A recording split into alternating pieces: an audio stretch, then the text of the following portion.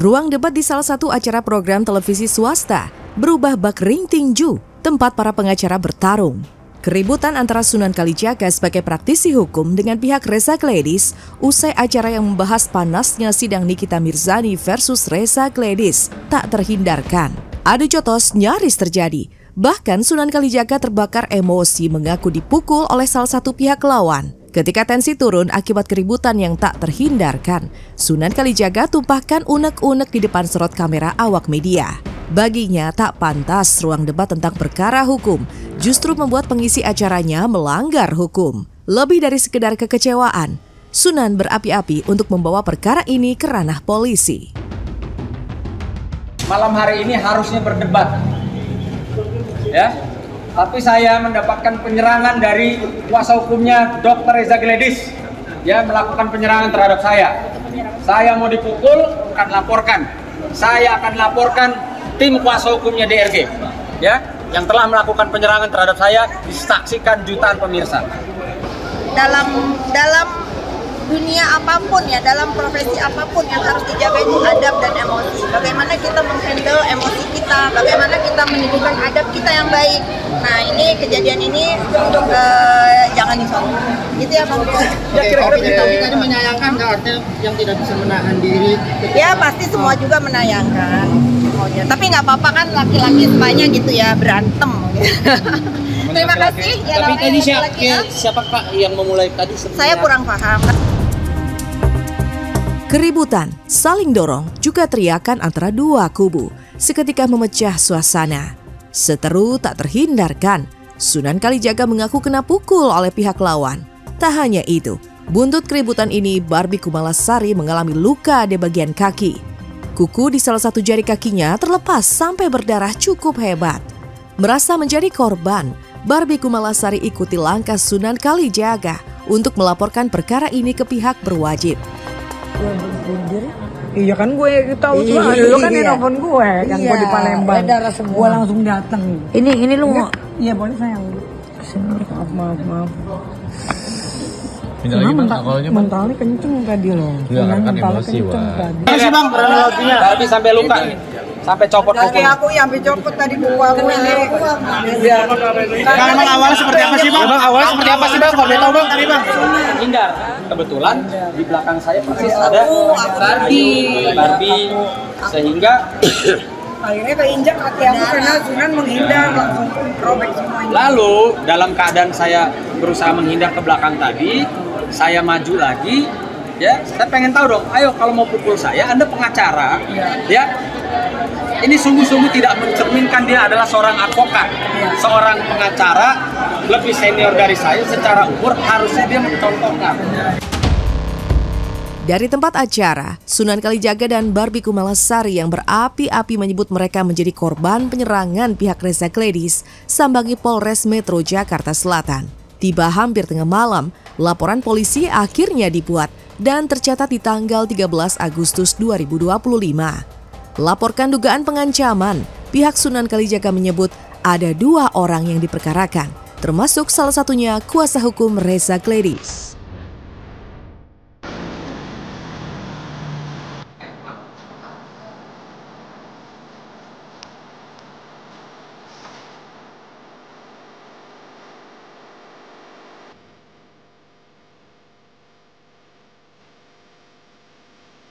Kami bersama korbannya 2 orang, Bang Sunan Kalijaga dan Mbak Berwi sendiri, bahwa kejadian yang tadi di TV One berimbasnya di laporan polisi.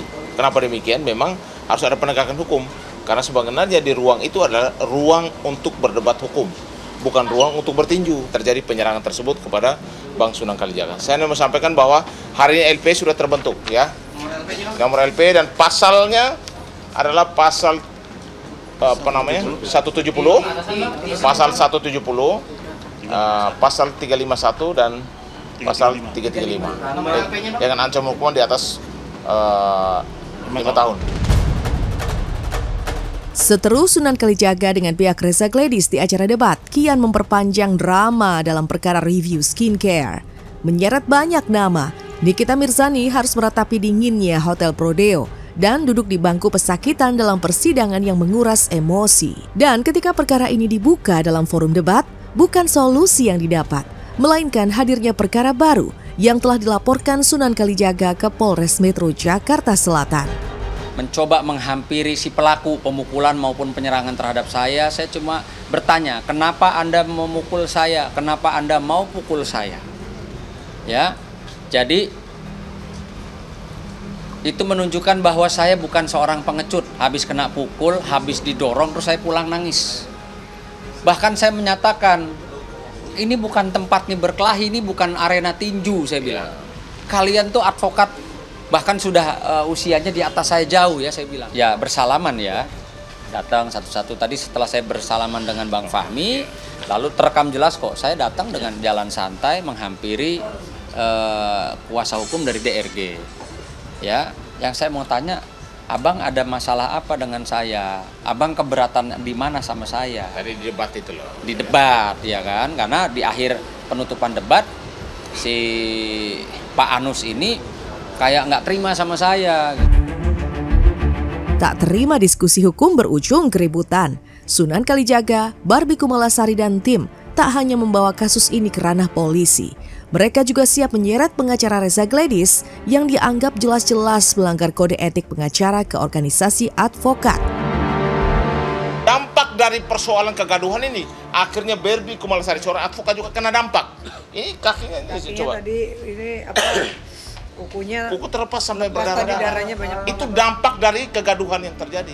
Yang dilakukan oleh orang profesional. Ya.